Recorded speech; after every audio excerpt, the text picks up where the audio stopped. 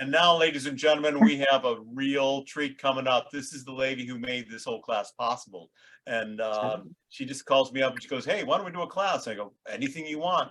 Because all she does is put out the word and everybody shows up and does a great job. We had all these funny acts because of her. And I'm just thrilled that she's with us tonight. One of the funniest people I actually know. So please, let's have a huge round of applause for Chef AJ. Yay! Hi, everybody. Thank you so much for being here. Thank you. Well, I recently moved from Palm Springs to Northern California, and I think I'm experiencing culture shock because in the desert, I was used to two temperatures, either hot or, oh my God, Gordon just burst into flames. But here they actually have seasons, and it brings this crazy phenomenon where water actually pours out of the sky. Oh, look at this.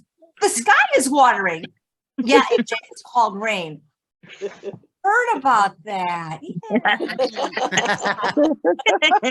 You know, coming from the desert, I am cold all the time. Honey, get me my ski parka. It's dropped below 90 degrees. Seriously, it is like a frozen tundra here. And you know, the people are different. They come in all ages. See, AJ, that's a child. Oh. Moving is hard. I mean, it's difficult at any age, but it's really hard when you're in your 60s because, you know, when you're little, it's possible to make new friends at school. And when you have a conventional job, you meet people at work. But I'm self-employed and I work at home. So the only way I can meet people my own age is to hang out in the emergency room. Maury, we really should get together. Maybe next week, if your heart fails again.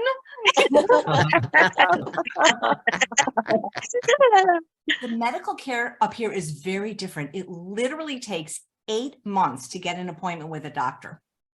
I think the insurance company set it up that way to save money because either you get better or you die. So either way, they win. I mean, an 8 months wait. What if you're pregnant? Your first appointment would be in the delivery room. Nice to meet you, Mrs. Clump. Oh, and it's a girl. So I recently turned 63. And you know what's great about getting older? Nothing. Everything. Fact,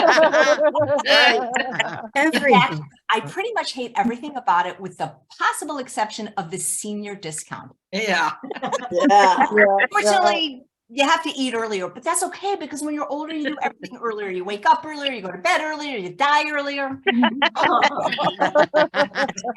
that I'm in my 60s, I literally pee all night. It's a real problem because I don't get out of bed until 7 a.m.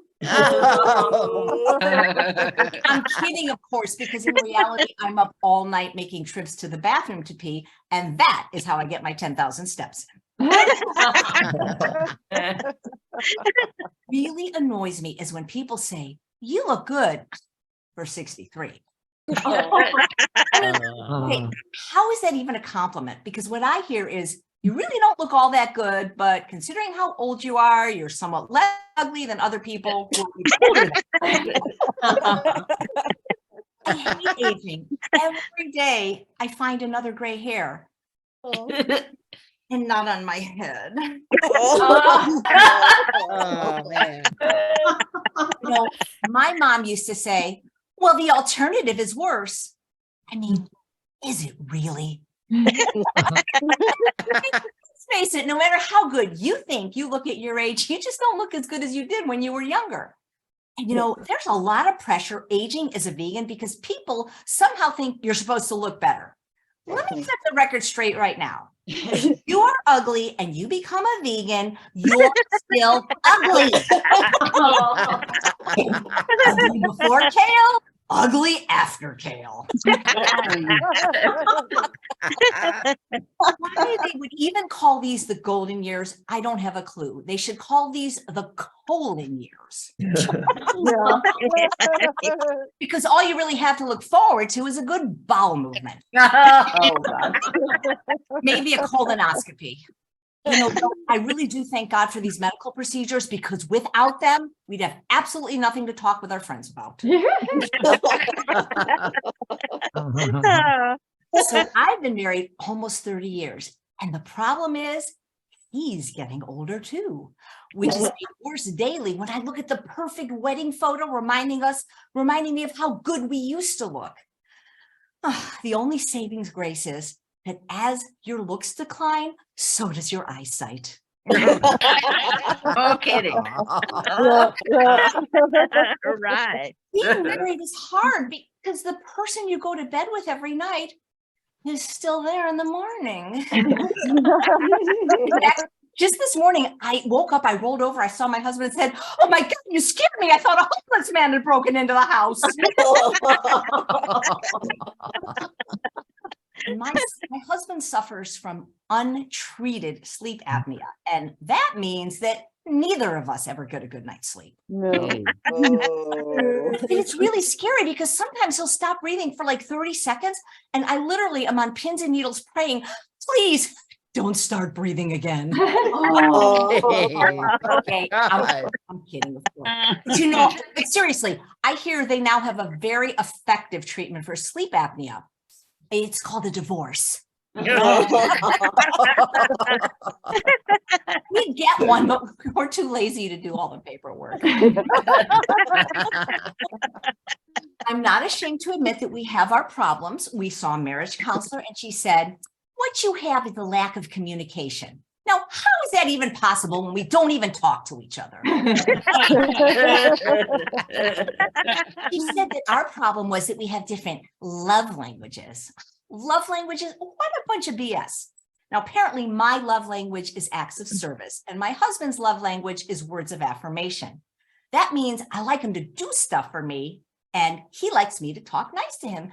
So instead, "Sweetheart, my love, my dearest, take the damn trash out already." You know, we used to go on romantic dates and now we spend Friday evenings at urgent care. His and hers x-rays. And for a special treat, we go to the hospital cafeteria and share a prune juice. Can you tell how long we've been married? Yeah, 30 years. We're even starting to look alike. And when I look at him, I go, "Oh, do I really look that bad?" Yeah, for Charles. Charles, poor me. I'm hoping at this age to be able to spend more time with the grandchildren, but apparently you have to have kids first. No For kidding. that, apparently you have to have sex first. So we recently had a few of our neighbors' kids visit, and they literally destroyed our home. Oh, God. And apparently you can't hit them, said the arresting officer. These people without kids, what do they do for aggravation? Actually glad I wasn't able to have kids because as it turns out, I hate them. They are so needy. They're either hungry, tired, or stuck on your titty. I mean, oh my God, I already have a husband. Thank you guys so much. Thank you. AJ. AJ. Oh, AJ, keep it going one more time for AJ. Yay.